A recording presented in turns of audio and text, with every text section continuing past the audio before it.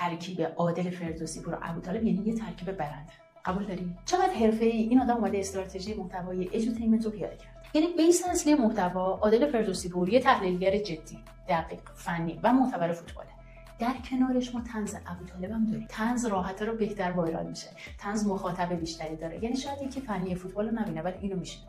با طنز خیلی حرفا میشه زد. ترکیب ادویکیشن و اینترتینمنت. اگه خواستی طنز رو بیاری توی پیجت، مثل عادل حرفه‌ای این کارو انجام بده. یعنی گشته آدم درست رو پیدا کرد. من محض زندگی هنری ندارم. نه جدی میگم، من فوتبالی ام. ببین من تعداد استادیومایی که رفتم از تعداد فیلمایی که دیدم بیشتر بوده. روی فان 360 هم حساسیت خیلی بالایی داره، جوری که خود ابوطالب هم استرس داره. خیلی استرس داره باش کار کردن. یعنی الان بعد چند سال میشه، تقریبا 6 سال، هنوز که هیچکی تو هیچ قسمتی اصلا 1% به اینکه حالا بریم ببینیم چی میشه نمیدونه فکر کن. نترس، طنز رو وارد پیجت کن. طنز برای ارتباط عمیق‌تر و بهتر با مخاطب بیشتر. ولی اگه در کنارش ارزشی خلق نکنی، همون مخاطب هدفم از دست میدی.